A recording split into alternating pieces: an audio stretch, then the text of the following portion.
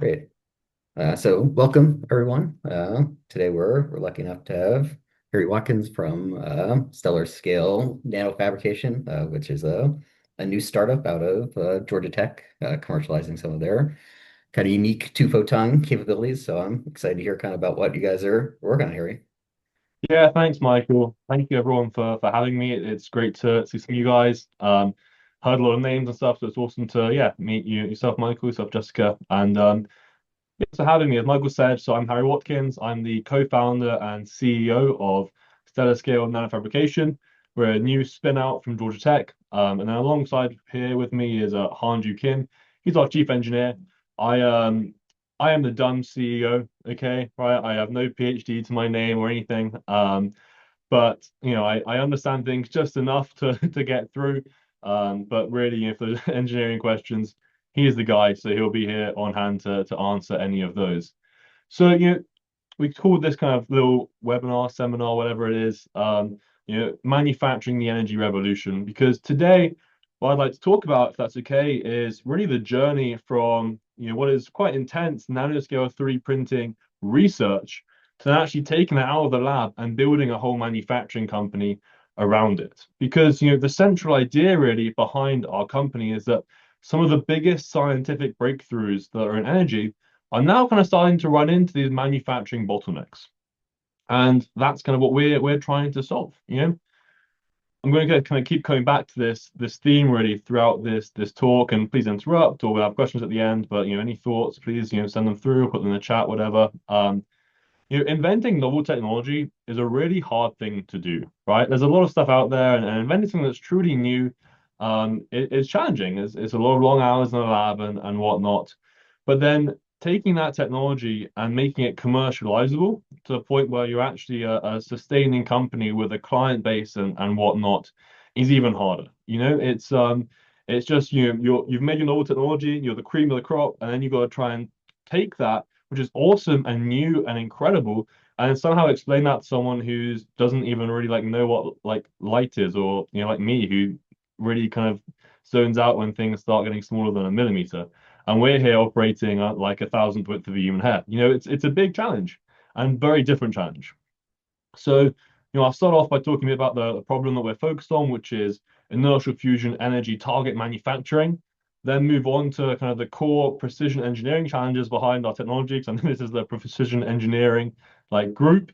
Talking about kind of, I guess, how would you really combine nanoscale precision with high manufacturing throughput? Kind of two opposite ends of a thing there.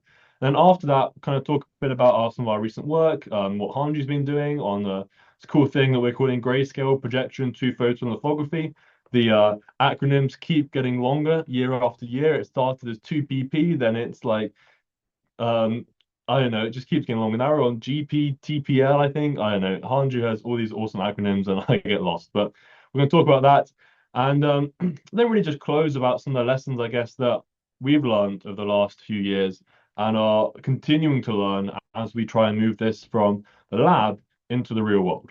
So we'll start off talking a bit about fusion, because that's what makes this, I guess, our market really necessary. So at a very high level, again, I'm sure a lot of you here know a lot more about this than I do. There are two main paths that people talk about really to fusion power generation. You have magnetic confinement fusion, and then you have inertial confinement fusion. So your magnetic confinement fusion is probably the version that most people are familiar with. If you type into Google, kind of, fusion, this is what will come up. It's that picture of like a donut with, a bit of plasma in it. And essentially, you're using a very strong magnetic fields to hold a plasma at, this really extremely high temperature and pressure for long enough that fusion can kind of just continuously concur. You have this sustained fusion. Things like tokamak, accelerators, all in this kind of magnetic confinement fusion category. And it's had decades of research. I mean, the first, tokamak was talked about in like the 70s. And literally tens of billions of dollars invested every year. More and more billions are invested into this thing. But net positive energy has been very difficult to achieve in this power plant relevant system. And it makes sense, right? You're trying to create the conditions of the center of a star for a sustained period of time on Earth. Like that's just um, hugely challenging. So we need another path, right? That's that's great, cool science, that's all good.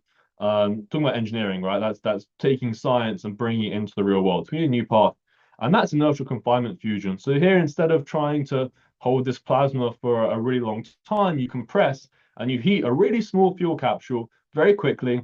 You use kind of lasers or other drivers to implode the capsule so quickly that the fusion actually happens before the fuel can it's basically expand apart. And the really important point is that inertial confinement fusion has really shown a very large amount of physics progress. The NIF, National Ignition Facility, has demonstrated ignition.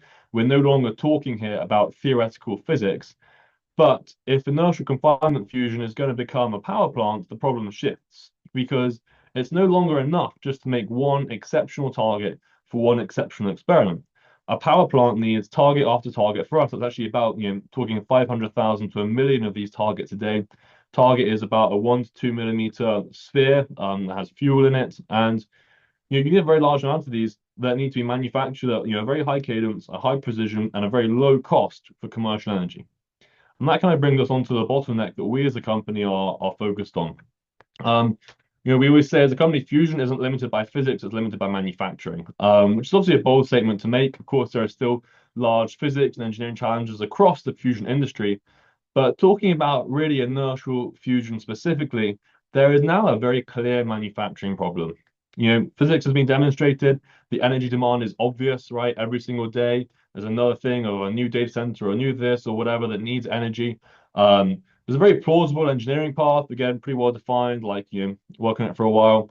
But between a physics demonstration that you shoot one shot and a commercial fusion plant where you're shooting a million of these things a day, sits this kind of in between bit, which is target manufacturing. For a research shot, a target can be very expensive and very slow to produce. It doesn't matter. Like you don't care, right? You have very large grants in these situations a lot of time.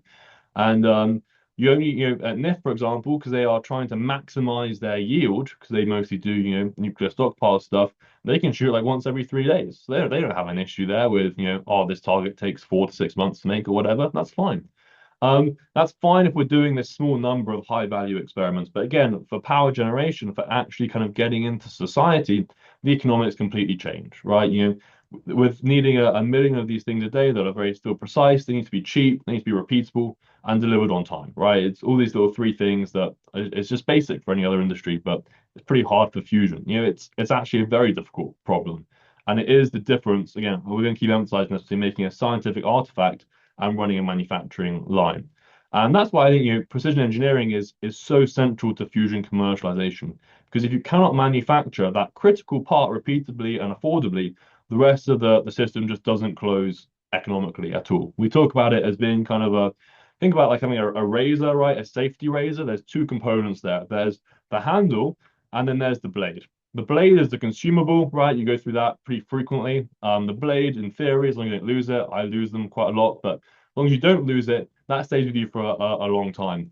We are manufacturing the razor blade really for fusion, the repeatable thing, and without that, it's kind of pointless. So for us at SSNF, Stellar Scale Nanofabrication is a long name, so we use SSNF or Stellar or anything like that, shorten it. The opportunity is not just to make a better 3D printer. Our aim and our goal is to solve an entire manufacturing bottleneck that could actually determine whether an entire energy architecture scales at all. So I guess the obvious question, right, is why is this so hard? Why can existing nanoscale manufacturing methods not just produce these parts? And that's because we have this kind of, I guess, trade-off between precision and throughput. So you have your traditional methods, which are kind of serial two-photon polymerization, very powerful, right? Incredible. You focus a femtosecond laser or some sort of laser into a photoresist, you polymerize material only at the focal volume where the intensity is high enough, right, for that absorption.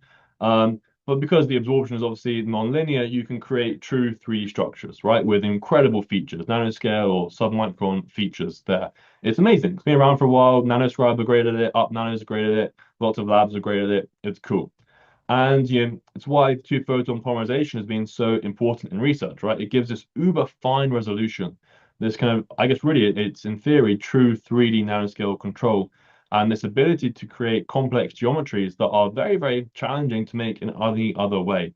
And as well, they're complex, but they're deterministic, right? That's the other key thing. A lot of companies, they want things that are complex and deterministic. It's kind of hard to get. But the weakness is speed, right? Conventional 2BP is usually serial. So think of your desktop 3D printer, you move backwards and forwards, line by line by line. Imagine your line is, let's say 80 nanometers or 100 nanometers, and you're trying to make an object that is, a millimeter cubed. That's a lot of lines, right? In very layman's terms. Again, dumb CEO here. So, it's much harder if you are, it's great for this, beautiful demonstration structure. You get awesome pictures. It's really cool. They look beautiful. But it's much harder if your goal is actually manufacturing scale volume. On the other side, right, we have this projection-based printing method. It gives you speed. Instead of you're writing your one point at a time, what you're doing is imagine you're projecting that entire plane. You're projecting a patterned light sheet, essentially, an entire plane all at once. And essentially you're exposing instead of that single point about a million points simultaneously, much faster, right? Instantly much faster. But projection gives you a whole nother problem, as every good thing in science does, right? You think you found a great solution or a great option, and then there's another issue down the line. And control. When everything is exposed at once, you lose some of that local control that serial writing gives you. Different regions of the print may need different exposure doses. Dense regions behave differently from sparse regions. Optical non-uniformities across the field become important. And even when your features, especially when they're nanoscale, even those very small variations can turn into pretty major defects. So the manufacturing challenge here is, can we preserve nanoscale accuracy and, while still increasing the throughput by orders of magnitude, and then make the process repeatable, reliable, affordable, automated, all that jazz. And this line really is the key of the talk. The hard part is not printing one extraordinary part, it's printing extraordinary parts repeatedly, affordably, and at scale. And that's really where our technology comes in. Our approach essentially combines several known technologies, but in a novel way. So our target kind of sits at the intersection really of three areas.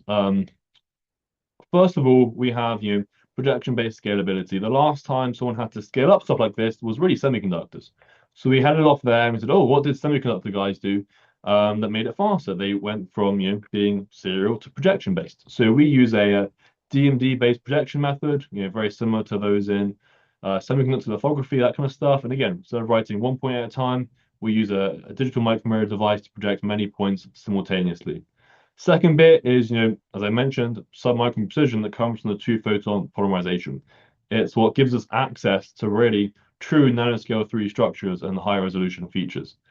And the third is, the geometric complexity that comes from precision additive manufacturing. It's, we're not just making planar features or whatever. We're making very complex 3D structures, foams, lattices, shells, complex architectures, and all that kind of stuff. So the key really here is that all of these three technologies were great and they've been around for a while, but alone, they're not enough. We have to kind of bring them together. The projection alone gives speed, but not necessarily precision. Two-photon polymerization gives you precision, but not throughput. Additive manufacturing and that kind of precision manufacturing gives us complexity, but not necessarily the feature sizes or the process control that we need. The thesis really behind us as a company is that by combining all of these kind of three key areas, we are able to kind of break the traditional speed precision trade-off. So that kind of brings us to some of our recent technical work. This was published in Nature Communications literally 2 weeks ago. So the whole concept really was grayscale projection to photon lithography. So the problem starts with a DMD, right? Digital micromirror device. It's fundamentally binary. Whole bunch of mirrors on there, right? That they can either be on or off. Means it's awesome projection, but it means it's quite challenging, right? If you want fine control over your local exposure dose. In conventional projection, you might just kind of essentially project a binary pattern and expose that entire field. And that gives you speed, but if every projected voxel is treated the exact same way, then we cannot easily compensate for the local geometries or the local densities, or the big one, the optical non-uniformity. So the core contribution here and the core idea behind what we're doing is converting a binary DMD projection system into a controlled grayscale dose delivery. And the way this is done is through subtrifraction motives. So instead of treating each micromirror as an individually resolved pixel at the print plane, we group those pixels together into small motifs that the optical system then blends these motifs into an effective focal spot really with that controlled intensity. So projection gives us the throughput, and the grayscale dose then gives the precision. Together again, creating this path towards manufacturing nanoscale 3 printing. And I guess to understand why this matters, it helps to look more closely at dose control as a precision engineering problem, right? Um, Projection, as I said, creates speed, but dose control preserves the precision. When you expose really thousands of voxels simultaneously, or about a million, every region does not behave the same. That's the core issue. It'd be beautiful if it did. All of our lives would be so much easier, but it does not. In a serial system, if you have kind of a different region, you just adjust your local writing parameters. Super easy. You can change your dwell time, your scan speed, your power, your path, anything like that. You have so much local control, exactly the same as any other 3D printer. But that costs time, right? That costs a lot of time. And everyone says time is money, right? This is in manufacturing, time really is money. And in a projection system, the whole point, right, is that you can expose these multiple regions at once, which does give you that throughput. It does reduce that time, but it makes this dose control far more complicated. Have a bunch of errors, right? There are several sources of error. First, because thousands of voxels, up to a million voxels are exposed simultaneously, you need the optical field, right, to behave consistently across that projection area. Second law, the local geometry changes the effective dose. A region with many nearby features behaves differently from an isolated sparse feature, right? Because the polymerization isn't just about that specific exposure at one point, that nominal exposure. It does depend on the surrounding geometry and that kind of, I guess, chemical environment is how I'm going to phrase it, because if I say more than that, it's definitely going to be wrong. Third, the dense regions can overcure, right? Features that are close together might merge, well, not might. Without this, they do merge. Edges can become not edges. Pores can close, which is challenging when you're making a foam, right? Your whole point of a foam is having pores. If your pores start closing up, you don't have a foam anymore. Um, and then you have the opposite, complete opposite issue, right? That in your sparser regions, you can just have undercuring. If the exposure is tuned to avoid overpolarizing dense regions, those isolated features may not receive enough dose to actually form like reliably. And lastly, the ones we'll go through because honestly, we could sit here for hours and go through all of the issues and all of the errors and all of the challenges and whatnot that we have to face. Last is that, as I said before, when you're working on a nanoscale, these really small optical variations become defects and major, major defects. Beam non-uniformity, alignment issues, your focus issues, intensity variation, all of this kind of stuff are not minor imperfections. They directly to, oopsie, press the next button. There we go. They directly determine whether a feature prints correctly or not. And so again, precision engineering goal is it's simple to state, right? All these things are simple to state, but very, very hard to execute, which is deliver the right dose to every voxel without losing the projection speed. And this leads to our key question, right? How do we keep projection throughput whilst recovering the control of serial writing? And that is, this is our answer to that. Our answer is grayscale projection. So this is kind of the central mechanism here. As I said, obviously DMD is binary on or off, but the printed dose does not have to be binary. We use these kind of sub-diffraction binary motifs essentially to create effective grayscale areas and spots. Every small, basically every printed voxel, right, is assigned a small binary motif. Um, you can see, come on, can you see my mouse? I got a mouse. Can you see my mouse? I guess here are some of our motifs. We have a lot of motifs. These are the ones that we kind of focus on. Um, just a series. You can see there's a large variation there.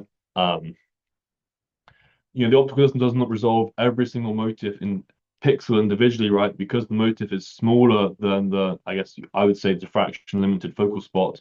Um, then the pattern really it blends into one effective focal spot.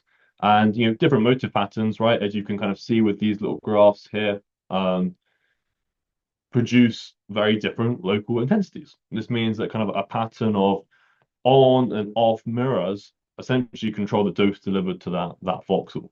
And this is really cool. It's awesome. Hanji invented this. He came up with this whole thing. It's incredible.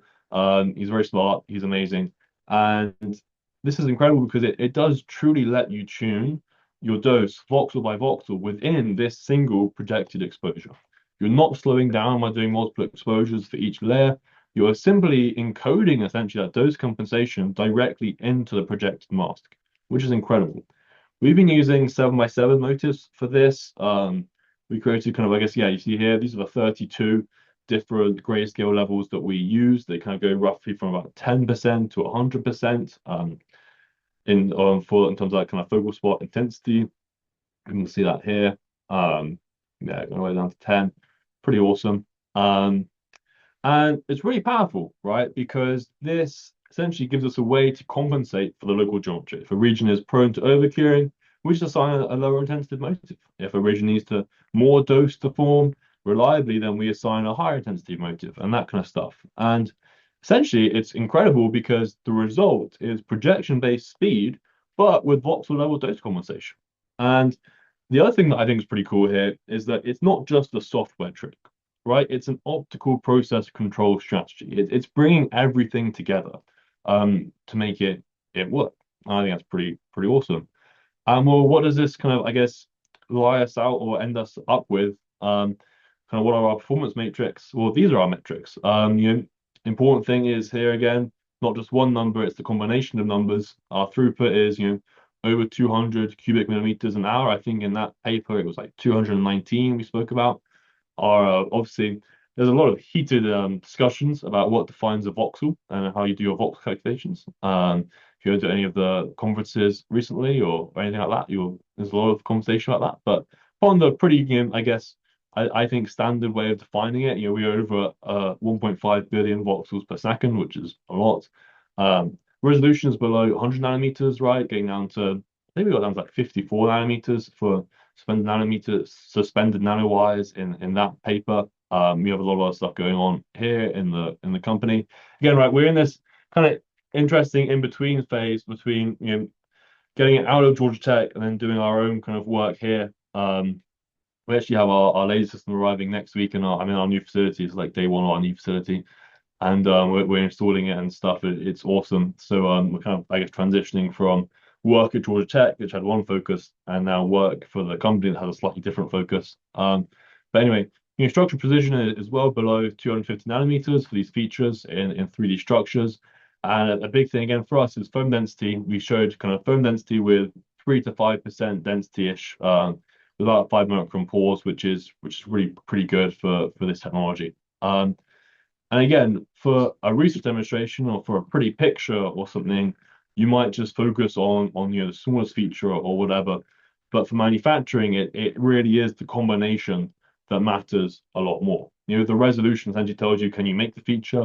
Structural precision, is it going to be where it's supposed to be? Can it be together and whatnot? And then your throughput, right, being the big one, is can this ever actually move beyond the lab demonstration? Obviously, then foam density and whatnot, that matters to us because it connects to our, I guess, the materials that we are required to make. But the bigger point here, right, is not stats or ours or whatever. This isn't some sales pitch or anything. Although this is pretty cool tech, so you should follow it and read papers and stuff on it if you're interested. The bigger point, right, is that this starts to move and nanoscale 3D printing from this beautiful but slow kind of phase where it is incredibly beautiful but incredibly slow towards precise and scalable, right? And that is the central manufacturing shift that we as a company are trying to make. But performance in just one optical system or one optical setup, right, isn't enough. To become an actual manufacturing platform, the process has to essentially generalize. And that's the other great thing. For commercialization, the process cannot only work. And if you think of commercializing, right, your product or whatever you have cannot only work on one carefully tuned lab system. It's a really common problem, right, with advanced manufacturing research. We make something work once on one machine with one material and a specific configuration, which is an incredibly important scientific result, but is not a manufacturing platform. A manufacturing platform needs to survive changes in the hardware and in the application requirements. And again, this GPTPL is awesome because it's completely adaptable, as it depends on this relationship really between the projected pixel size and then the diffraction limited kind of focal spot size. Again, If we change our objective magnification, whatever, um, the most library may need to be recalibrated, but the underlying principle remains exactly the same. And again, that is uber important kind of commercially. Different customers, right? They need different part sizes, different tolerances, different applications require different optical configurations. Fusion targets may optimize for one set of geometries, but photonics they require a completely different one. Aerogels may require another one. And a useful manufacturing platform must therefore be recalibrated, not just have to be reinvented every time you want to go in and hit a new market.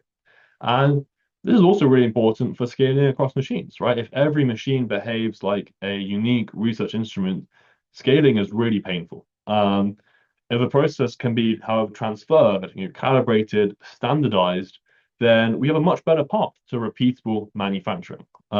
So again, the goal is not a single impressive print. The goal is a repeatable manufacturing platform, which kind of Michael asked about talking a bit about our technology, what we've been doing, and also a bit about I guess how we are commercializing and whatnot, and taking this from I guess how we take this technology and match the manufacturing reality.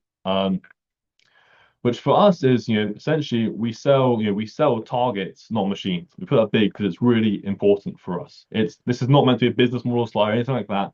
It's a manufacturing strategy slide. We sell the targets, not the machines. There are many deep tech companies where the default approach is to essentially build a machine and sell it. But in our case, especially for fusion targets, we think that that creates some problems. The customer doesn't really want to be an expert in our machine. They want qualified parts delivered to specification. I think that's the same with a lot of industries. They want you guys or us to be the expert in that. They just want their parts. They want it qualified. They want it perfect. They want it repeatable with quality controls taken care of. They want reliability in the supply chain and whatnot. So essentially, we are becoming this black box service bureau. We start with these paid target pilots. We print a spec. We lock in that acceptance criteria, and again, the key thing here, if you're thinking about scaling up some kind of precision manufacturing thing, is that you have to prove that you can produce on the customer schedule, right? So much stuff in this industry when it comes to precision is the other way around. You have the engineers and the scientists and whatnot who are essentially um, at your whim in a way. If you say, oh, this is going to be a month late, what are they going to do realistically? They have nowhere else to get it from and stuff. But that again is not beneficial when you're trying to actually scale something up. We have kind of per target pricing stuff, where obviously revenue is just kind of tied in then to short cadence. And obviously the key thing as well you'll be thinking about as you scale up is how do you build your moat? Your moat is right, what protects you, what protects your company. For us, that means every single program develops process knowledge, qualification data, all that kind of stuff. We've been doing technology now. Surab has been working technology now for about what 13 years. So that's a level of trade secrets that you just cannot get. No matter, and if you're building that up, those are the things that will really help protect you, right? Because no one can get that. That you're the only one that has that. It's incredible. And again, what I said before, right, about the generalization, your growth can come from replication, not reinvention, which is also awesome. And we talk a lot about fusion targets. That is, what we talk about most, but the technology is broader than that application. We have other markets that we go into and stuff because again, like I said, we need to have, I guess, if you're, it's great to have something work in the lab. We need to have it actually work in society and actually for it to be a company, it has to be financially beneficial, right? Um, but I think, the last thing I want to talk about really is some lessons that we've learned, and then we're going to some questions because I think that will be a great use of time to have Harlanju answer any questions about this stuff that you have, or I can answer business questions. Because I think doing this is it's hard, honestly. As I said, it's incredibly hard to make technology commercialization. Commercializing it is harder. And these are just a few things I think we've learned along the way that have really helped us. And if you're thinking about doing this, I would suggest thinking about some of these things. First is that performance alone is not a product. It's easy, I think, to at least I found myself sat there thinking, oh, we are this number of thousand times faster, or this ton this, or whatever, blah, blah, blah, blah, blah. But it only actually matters, like that breakthrough metric only actually matters if it solves a painful customer problem. I think in research, a very impressive metric is enough to publish in the best papers or best journals there are, right? Because that's incredible. It's an incredible breakthrough that you've done there. Um, However, when you're commercializing it, the customers probably don't understand that breakthrough in the first place. They only actually really understand if that metric helps them do something they couldn't do before, you know? And the second thing is that repeatability matters as much as resolution, right? This is a precision engineering group and stuff. So especially in precision engineering, I think it's really tempting to focus on the smaller feature. Like for us, for example, it'd be the smallest feature that we can print. But again, your manufacturing is about your process windows, your yields, your uptime. For us, your metrology and that kind of stuff, your quality control, your repeatability, your success rate. A slightly less impressive peak result that works every day is far more valuable than an extraordinary result that only works once. Thirdly, is that the first market, I think you do have to be quite constrained. I think again, it's easy to see cool technology like, oh, I have this and I have this and I have this, and I can go into all these areas, but honestly, that's just really hard. And unless you somehow bring in like 1,000 people or 100 people or whatever, um, then you're never going to do that. Even in that situation, it's just not a good idea, right? Customers need a problem urgent enough to work with a startup, right? There aren't many companies that are doing something serious that think, you know what I want to do Apple, for example, think of Apple. There's not many situations where Apple goes, right, we are this huge company that sells, 1 million phones a year or whatever it is. I want to take a bet and make sure that our incredibly specific, precise, global supply chain is reliant on one small company that's been operating for a year. You know, very few companies want to do that. There's a cost of change. There's all sorts. If the problem is only mildly annoying, they'll probably wait for a more mature supplier. If the pain, however, is extended or a really true bottleneck, they are much more willing to engage early. That's what we found. Companies who are coming to us are so excited because this is an issue they've had for years and they don't know how to do it, and we can solve it, right? Lastly, is that, or not lastly, second little half, your business model has to become part of the technology strategy. Um, that's key, right? It's easy to think, oh, I'm just going to do my tech, do my tech, do my tech, do my tech, and kind of be like, oh, we'll fit that into an industry. But they kind of have to come up together, right? For example, for us, for fusion targets, selling the part, selling the target makes a lot more sense than selling the machines. Um, and therefore that impacts how we actually develop and design these machines. So you got to be thinking, right, as you're developing this technology to be a system that can be put into industry, you got to be thinking early on, okay, what is the actual end use? Who's going to be using this? And like, how do we kind of build the technology around that? Fifth, the awesome thing about commercialization is that it does force technical clarity. Customers will very quickly determine and reveal what details actually matter. Investors will too if you're trying to do that, if you're in like a very specific area. But honestly, most investors are not going to be experts in your area, right? A lot of the precision engineering stuff that you're probably doing, the number of experts there are on that in the world, you could probably count on your two hands. So customers are great because they really force you to separate what is scientifically interesting from what is commercially decisive and what actually will make an impact to your company. And then lastly, deep tech is really about compressing the gap. Deep tech is awesome. Like it's just so cool. I love this job. I love this company. I love the guys I get to work with. I learned so much, right? Again, dumb CEO here who, my degree was electrical engineering, not physics, not mechanical, don't have a PhD, anything like that. You learn so much awesome stuff. I'm involved, talking to people like yourselves, working in the nuclear industries, photonics, optics, all that kind of stuff. It's awesome. But that gap between, I guess, lab proof and industrial reliability is where the companies can die. You have to move fast enough that time, capital, and the market patience doesn't run out, but carefully enough that the technology actually matures. So again, it's a challenging balance, and you have to kind of compress that gap together. But really, the closing thought in my mind is this: the future of advanced energy and advanced almost anything will depend not only on scientific breakthroughs, but it depends on the manufacturing systems that make them real.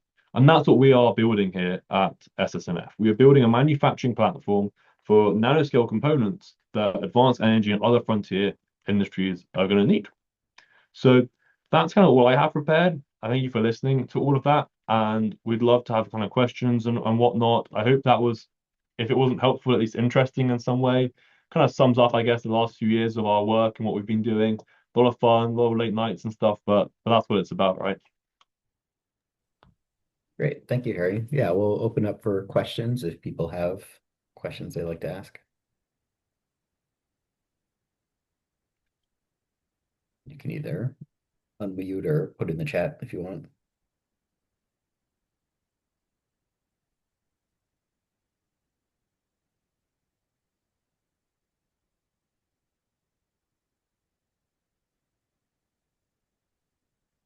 I guess one question I had was kind of, so your initial product is targets, right? How big is the target market right now? Is it enough? I guess the hope is it'll expand, I guess, right? But uh, I Yeah, don't know definitely. how many people actually need targets right now other than the National Ignition Facility. Yeah, no, definitely. I mean, it's a really interesting market, right, where it is kind of in this in-between phase. It's also part of this scale up, right? Fusion is going also doing the exact same thing as we're doing, um, going from a lab, NIF experiment to being a commercial, pilot facility, right? But throughout that whole process, targets are kind of now needed, right? For every kind of bit of validation, people need targets. And that's what we're finding. And if they don't need targets, they need foams or they need aerogels. They need something to help them get to that next phase. And I think that's why, we have to be ready to scale alongside our industries. We are entering at a time where there is definitely, you're right, for fusion specifically, the biggest best part is the future, right? It goes up. That's our really long-term growth that takes us to being, when fusion happens, if we're able to provide the targets needed, one of the largest manufacturing companies there will be. That's the big long-term shot. But there's enough kind of research going right now, and these early companies really who are wanting to purchase different things from us. Again, with the first people that have been able to do it, so you expect there to be a bit of a gap. But we're already finding a series of people wanting to switch from kind of traditional suppliers to ourselves and whatnot. But again, that's why we have kind of two or three other industries that we look at that today have a large amount of demand, and we work on then scaling up with the industries together. We have obviously right now we don't sell our targets at $1 a piece, right? As well. That's the key thing. Our business model will change as that scale changes, and so yeah, Yeah, no, yeah, like place like Nanoscribe been focused a lot on like the optics market and exactly. uh things like that that maybe are higher surface quality, but uh, not as high volume as maybe what you're targeting some of your Yeah, application spaces. and there are interesting differences as well. Obviously, we're kind of working on some of this stuff. We're working with a few different teams there. And some different research groups and commercial companies to look at. There are some serious advantages that come from projecting a plane instead of projecting a series of lines, for numerous applications. And that's also a really interesting aspect of this. So obviously, it's quicker, but also it has some impacts there. I think there's one in the chat that might be a good one for Yeah. Hanji. Yeah, thank you, Barry.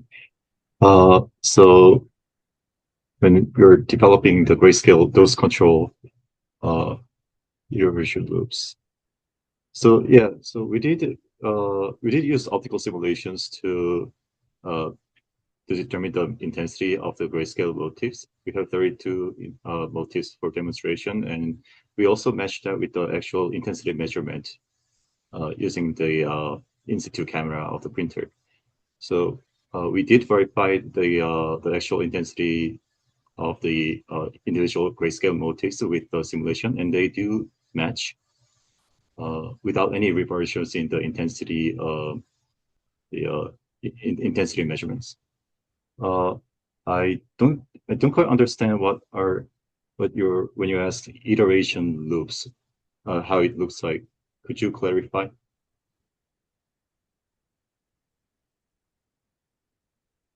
I think they probably meant as you kind of dial in your process. How did they, you're gonna start with some initial guess of what the process conditions are, and then, you've over time. iterated on that to get to kind of the optimal process conditions for your grayscale exposure. And I think they just wanted you to maybe talk a little bit more kind of about what that process looked like. Was it simulation based or was it kind of experimental trial and error sort of based? Or yeah, how did you design tests and improve kind of the dose control? Right. So initially we only considered the intensity level of each grayscale motif, but it did not give us the um, correct dosage control. Eventually, we figured out that the folded half max of each folded half max, that's the measurement of the individual motif projection, the size of the projection. We noticed that if those folded half max dimensions do not match with the if the projection does not match with other motif projections, then we do not get a clear we do not get intensity accurate measurements of the accurate dosage control. So we uh, we started with so we have motifs. We have motif patterns that are symmetrical in two different axes. And we first started with over 8,000 motifs, but we narrowed it down to about 600 to 700 patterns with similar folded half max dimensions. And from there, we selected 32 levels of grayscale motifs that are equidistant in terms of percentage steps from each other, ranging from 10% to 100% intensity representations. And from there, we were able to control the grayscale uh, we were able to control the dosage accurately from there.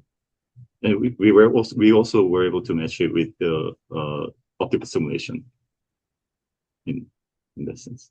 Not sure if I was able to answer your question.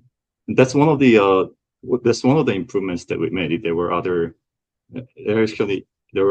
other improvements that we had to tackle on, such as uh, acquiring the intensity distribution of the laser beam profile that was used for the projection system as well. But yeah, I could for more questions about the improvements on the detailing on the processes, I could reach back to you if you have any more specific questions. I think we find like the our aim is to have like a combination of the two, right? If it, simulation backed up by physical trial and error and stuff, because as Hanji mentioned, the number of motifs that we started off with was huge, or he started off with was huge. So it would take a very long time to trial and error all of that, right? That's just not efficient or a good use of time at all, right? So I do think there's this great sweet spot between using as many simulations as we can, but also then I guess validating that with those physical experiments. And yeah, what Hanji created is truly incredible. It's also a great thing about future, right? As time goes on, and even what we're finding now is that our iteration cycles now are different to they were a few years ago with the advances in simulations, advantages of different kind of machine learning methods and that kind of stuff, and optimizations that we can do. So one of those things that is just great to keep up with the times, and I guess I love hearing about and we try to integrate. So I think right now you're mostly doing this in acrylic-based polymers. Is that right? Yes, that is correct. Is there kind of any challenges you expect if you try to go to other sorts of material formulations that uh, people sometimes print in these two-photon systems? Yes, so we focus on acrylic-based polymer, mostly because it has a high sensitive reactivity. Yeah. It's especially important for using that for projection-based two-photon lithography system because the dosage we can get from the 2PP system is essentially very low. It's a nonlinear system that heavily influences. It's a nonlinear dosage system that we can only leverage a very few local tight spot that is exposed to the intensity.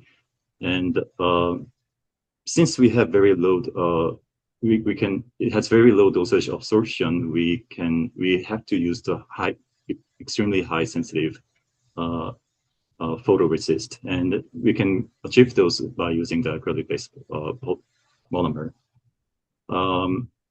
We haven't actually tried a different kind of resist, but yes, that is the bottleneck right now in terms of material choices. Yeah. I assume the kind of say the sort of grayscale projection you're doing would work with other materials. It might just take larger laser powers and that might Yes, not be compatible with your DMDs and things like that, right? It might be some of the issues to yes, that go is. into Mhm. yeah, some of the other sorts of materials.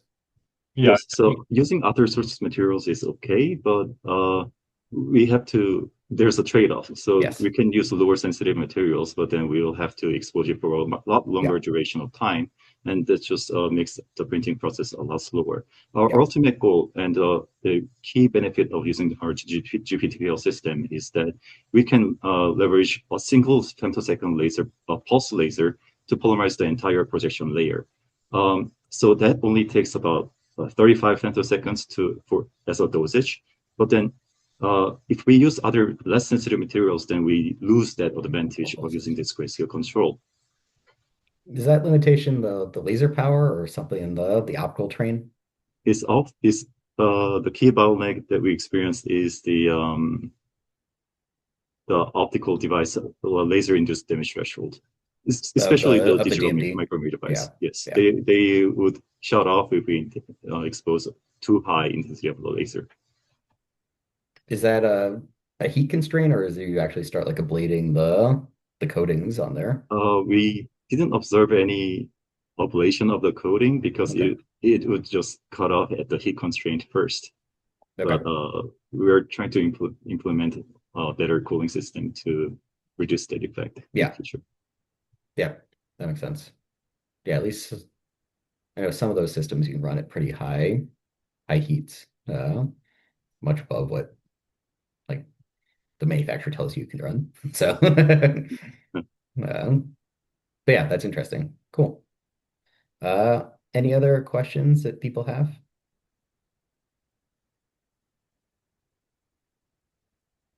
All right.